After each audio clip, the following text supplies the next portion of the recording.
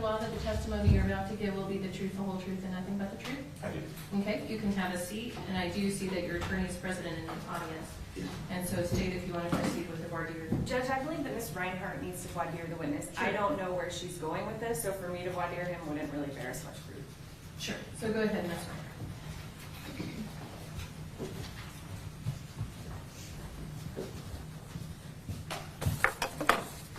Good morning, Detective Carter. Good morning. Would you please state your name for the record? Jesse Carter. And the court wants me to voir dire you to see what it is that we would offer in terms of evidence, correct? Yes. And could you please just tell me, or tell the court, what it is that, well, let's get a little bit about your background, for starters.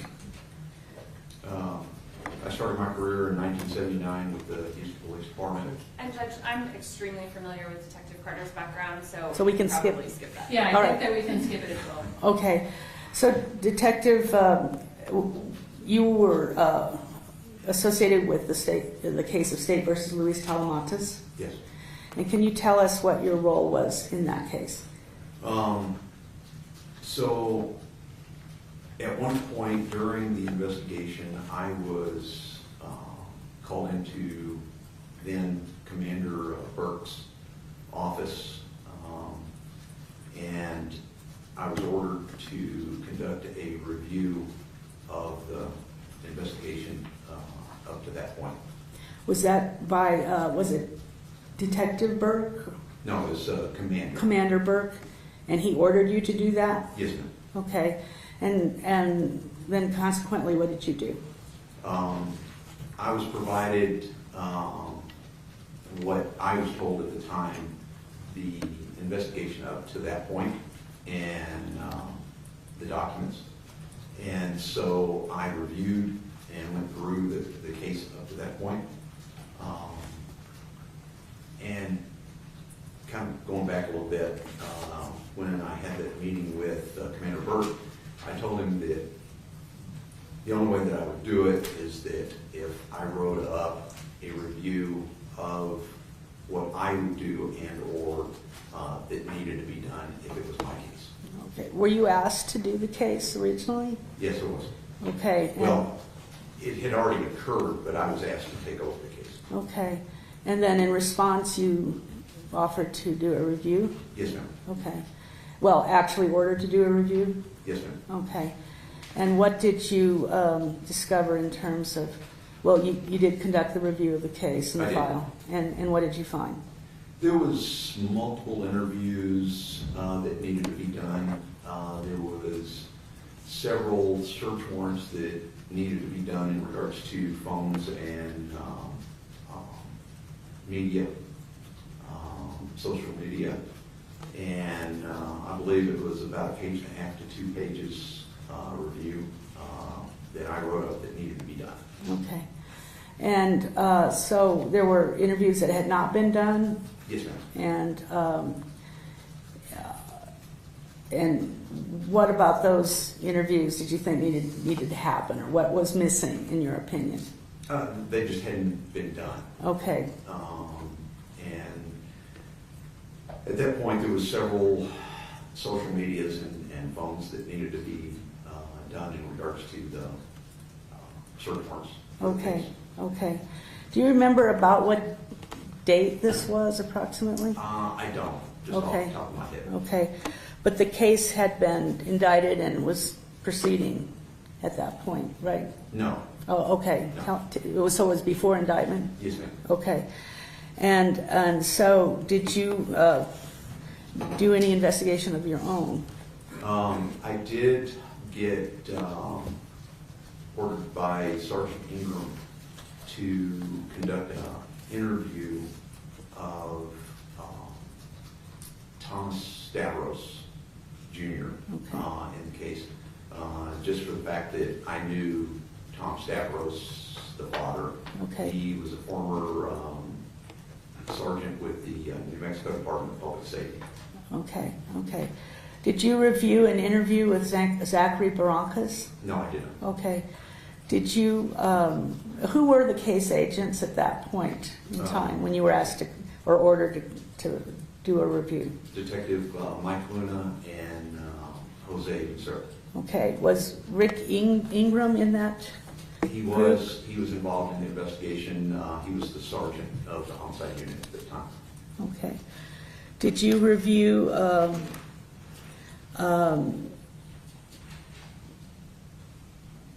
any other interviews besides Mr. Stavros's? No, I did not conduct it. Okay, okay. Did you review the interview of Mr. Talamantes? I'm sorry, say that again. Did you do a review of the evidence pertaining to Mr. Luis Talamantes? So much later, after I had presented the commander, Commander Burke, the review, I was actually at the district attorney's office in regards to a different case. And at that time, and I believe his title was Chief Deputy District Attorney, Chuck Barth, caught me and pulled me into an office with him, and it was myself, Chuck Barth, and James Grayson. And Mr. Barth asked me, well, he first said, I got a copy of your review that you had done. Why didn't it include the interview of Mr. Talamantes in San Antonio? And I said, well, I didn't know anything about it. I wasn't given a copy of it, or I didn't even know it occurred at the time. And he goes, sit down, and I want you to listen to it. Okay. So when you were given a file, I presume, from your commander, and said, here's the Talamantes file, or here's the file about I was this actually given case. it to, I believe it was Mike Luna and Sergeant Ingram that gave it to me. Okay, so when you received that file, and so what they gave you is what you reviewed? Yes, ma'am. Okay. And so, but you didn't see that interview of No. Luis Talamantes? It was Okay. actually, it was omitted from the report. Okay. And so you explained that to Barth, correct? Yes. And then what happened after that? So after that, after reviewing it was actually a recording that he had me listen to. And at that point, because it was kind of put me between a rock and a hard spot, I ended up going to our then acting commander, because Commander Burke had retired. And acting commander Dennis Tafoya was in charge at that point. So I went in and I presented him an additional review of the case to include that I had learned from Chuck Barth. Okay. And we had a conversation in regards to that recording. Okay. And were you, so what transpired after that point in time? After that, I mean, as far as the investigation, I had no more part of the investigation at that point. It was reported up my chain of command in regards to what occurred on the reporting. Okay. And were you aware of an interview where, with Zachary Barranca, did you become aware of that interview where he was threatened with the death penalty? I did. Okay. And did that become part of your review, or is that just something you learned later? No, because I didn't have firsthand, the commander is the one that told me that. Okay. And that was, what was his name again? Commander Dennis Tafoya. Okay, all right. Your Honor, I think that's basically what we would submit to the jury, this information. Well, I have a quick question for Detective Carter. Yes, ma'am. When you took over, were Detectives Lucero and Luna still with APD? Yes, ma'am. Okay. Okay. Any follow-up questions, Ms. Daly? I have a few questions, and then preliminary questions, and then I'd like to approach Judge. Sure.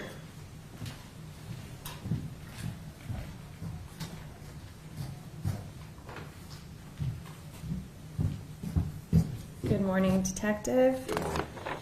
When you said you weren't sure when you were asked to review the case? I don't remember just off the top of my head. Okay. Are you aware that the case at one point was given over to the district attorney's office for then special agent in charge, Kyle Hartsock, now Commander Kyle Hartsock, for him to take over? Yes, ma'am. Was it before that? Yes, ma'am. Okay. So you reviewed the case before it was Kyle took over? Yes, ma'am. And once the district attorney's office took responsibility for the case, you weren't involved anymore? No, ma'am. And you were told about an interview with someone named Barranca? Yes. Okay.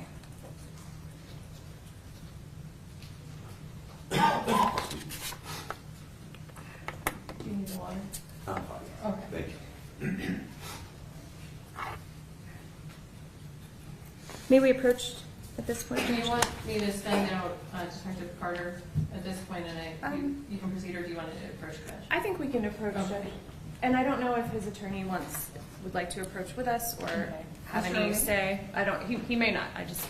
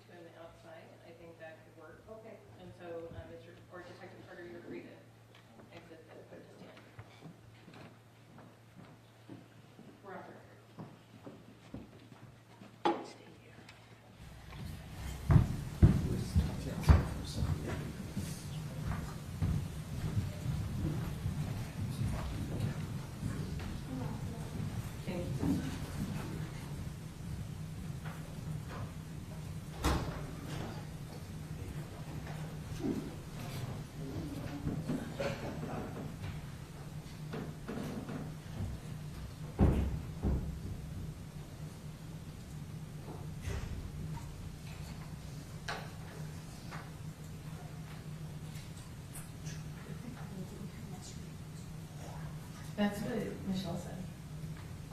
I don't think the freeway stuff was it. It was hard getting around. Yeah, because I go straight up. Yes, it was. Oh, you do? Yeah, because I live up that way and, you know, my 14-minute drive was like, going this way and then this way and then this way. And I was like, Yeah. oh my gosh.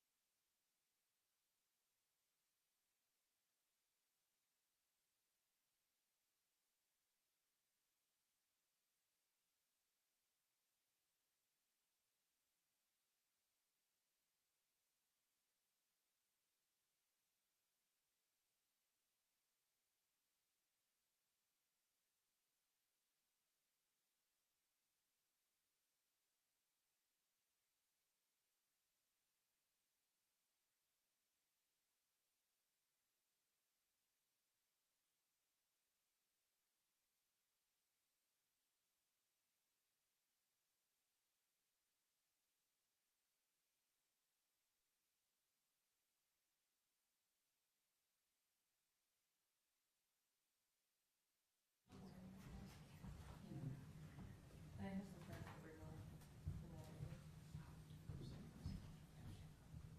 Okay, and I think we should, I guess, state, are we ready?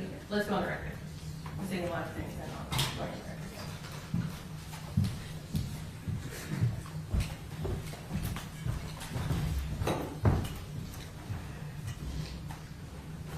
We're on the record.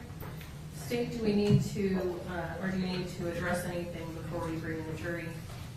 No, you're not thinking. Okay, good then? Not from our side. Okay, so Detective Carter, we actually have to lead you Okay. both sides so that we can swear you in again in front of the jury Yes, ma'am. and introduce you in front of the jury.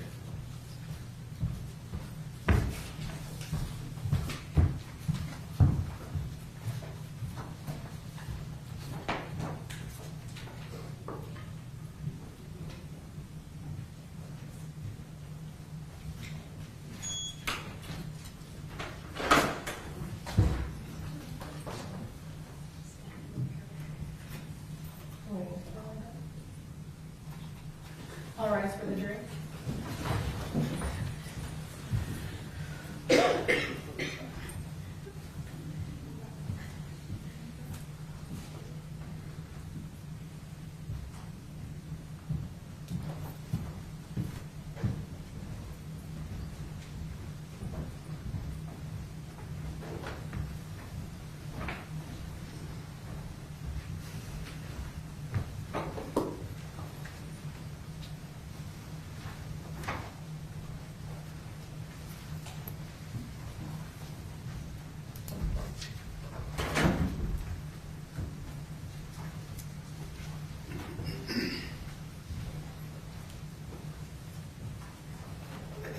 You may be seated. Welcome back. I hope you all were able to get out of here safely yesterday. I know that you just barely missed the shelter in place and the evacuation. So it's good to see that all of you are back. Defense, you may call your first witness. Thank you, Your Honor. I call Detective Jesse Carter, please.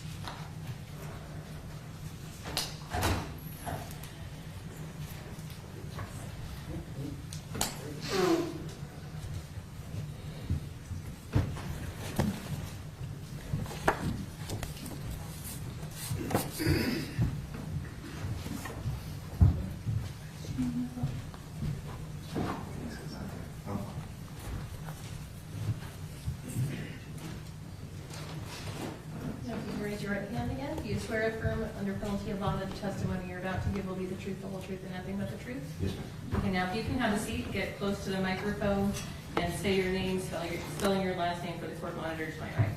Jesse Carter, and it's Carter. Okay, so you may proceed. Good morning, Detective Carter. Good morning. And could you please state your full name and for the record? It's Jesse Carter. And back in November of 2019, how were you employed? The Albuquerque Police Department's homicide unit. Okay. How long had you been with APD? I've been with APD about 15 years. Okay. And what was your, tell us a little bit about your background and training. I started with the Houston Police Department in 1979. I retired from Texas, came up here, went to work for the Department of Public Safety, and ended up going, I was deployed several times to Iraq and Afghanistan.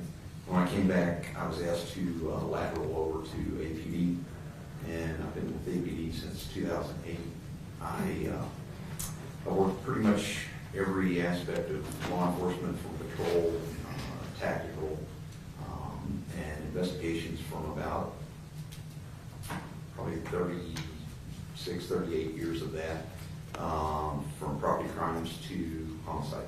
Okay. When you say you moved laterally, what do you, from where? From the Department of Public Safety. From the Department of Public Safety, okay. And in your experience as a detective with APD, can you estimate about how many cases you've done over the years? Over all my years, Yes. homicides? Yes. Upwards of 100. Okay. And is that as the chief detective or just as an assistant? Or As in primary. Primary, okay. And did you have any particular special training in investigating homicides in your past work experience? I've received thousands of hours of training. I couldn't tell you how many for sure, but I've attended basic, intermediate, advanced, and lead homicide investigations schools. For science, I'm certified, and just continuing investigative classes. Have you had a pretty good success rate in getting your cases solved? Yes, ma'am. Probably somewhere in the neighborhood of 97, 98%. Okay. And how is it that you became involved with this case? I was called into, at that time, Commander Burke's office, and I was ordered to conduct a review of the investigation up to that point. Okay. And who was in charge of the investigation up to that point? Detective Wise, Yes. Detective Mike Luna, Jose Lucero, and Sergeant Ingram was also involved. Okay. And in conducting, were you asked to do the review, or were you ordered to do the review, or how did that work out? I was ordered to do so. By your superior? By the commander. Okay. And what was his name again? Burke. Commander Burke. And so in conducting a review of the file and the case, what did you in fact do? I received basically the investigative file up to that point, and I went through what had been done at that point, and I ended up writing up a review. It was a 2-page review of what I would do in regards to interviews, search warrants, such as phones, social media, and such. Was that in the fall of 2020? To be quite honest with you, I can't remember the dates. Okay. There's been a lot of homicides in between and time. But it was in or around that time. Okay, okay. And So you did, I take it you did a review then, and completed that review? Yes, ma'am. And then what did you do with that review? I met with the commander at that time, along with the lieutenant and the sergeant. I provided them the written document that I generated, and that was basically it, other than I was later asked to do an interview of one of those individuals that I had suggested an interview be Was done. that Mr. Stavros? Yes, Okay. And you did that interview too? I did. Okay. Did you, was, in your opinion, was the file complete? No. That you received? No. And did you find that there was important information missing from that investigation? Yes.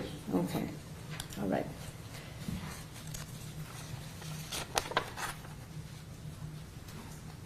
And after you completed that investigation or that review of the investigation conducted by Mike Luna and Jose Lucero, was your involvement in this case completed?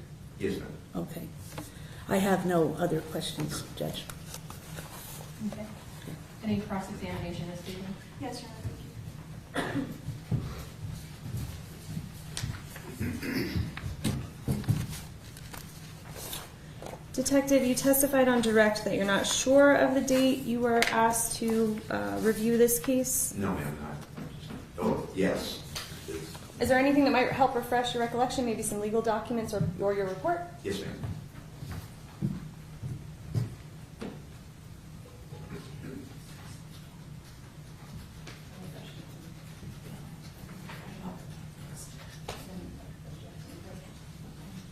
Your Honor, could we approach, please? Yes.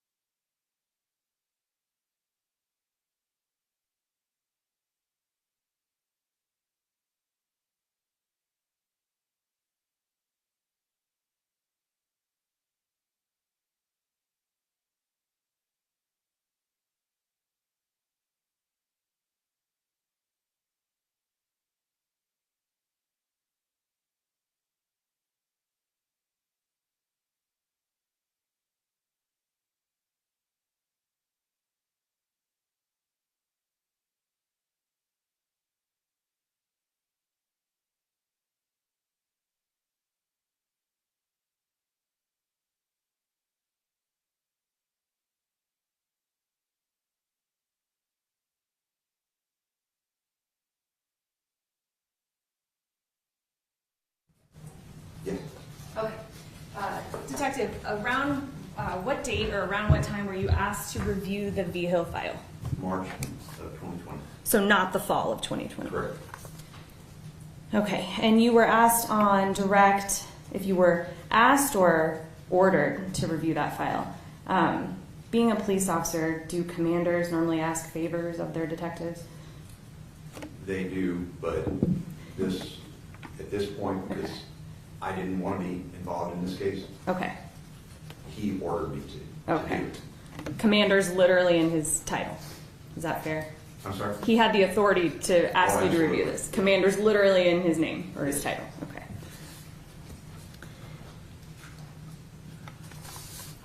Now, Detective, are you aware that Kyle Hartsock, at that point with the DA's office, received the entire case file from Detective Luna in July of 2020?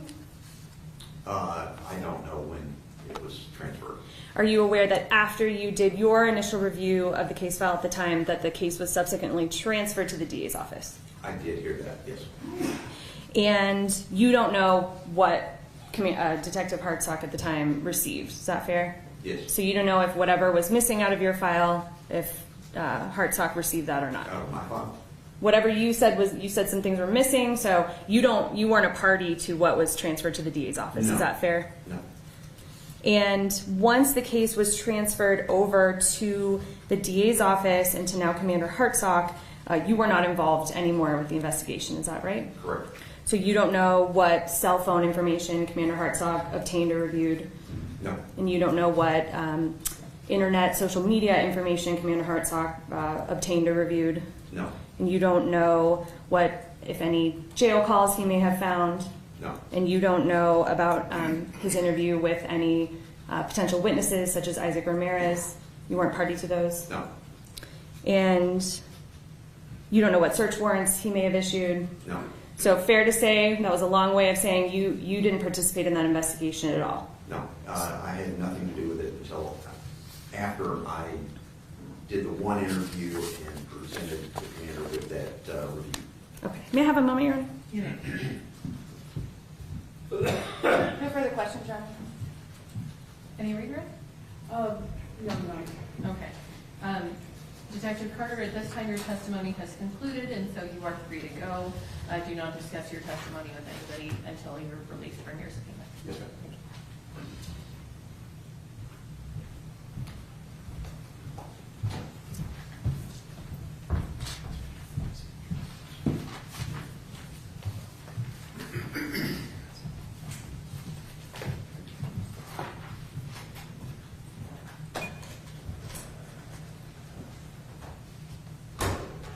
In defense, you may call your next witness. Your Honor, we will rest at this point.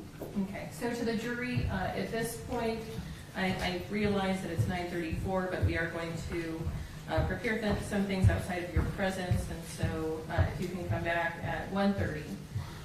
Until then, do not discuss this case with any of your fellow jurors or any other person, or allow anyone to discuss this case with you or in your presence. Avoid any publicity this case may receive. Do not read, listen to, or watch any news accounts of this trial. Do not express any opinion about this case or form any fixed opinion until the case is finally submitted to you for your decision.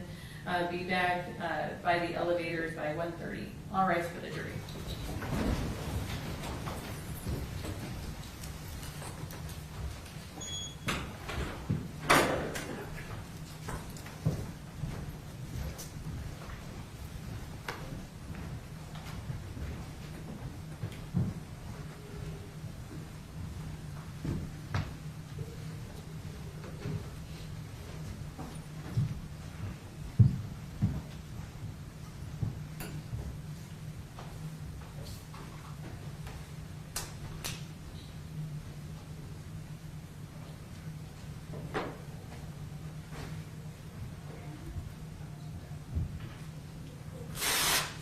You may be seated. Okay. And state, did you send your clean instructions to Michelle? Not the clean ones. Okay, if you can send the clean ones, that way we can go over jury instructions. Defense, do you have any motions at this time?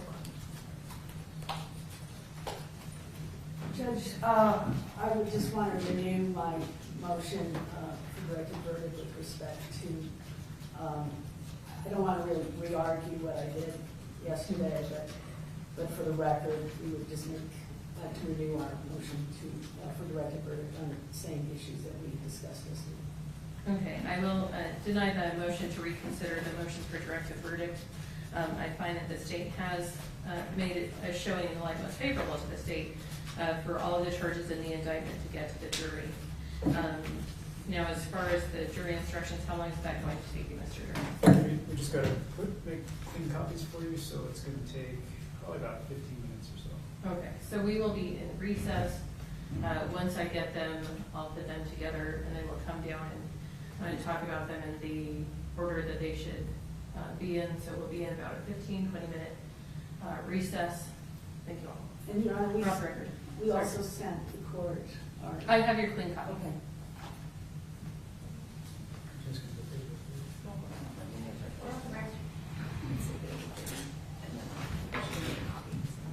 I've gone from 2 pens to Nice. Will you come in with a whole bunch? I do. Each day I'm like, I wonder if I have any pen today.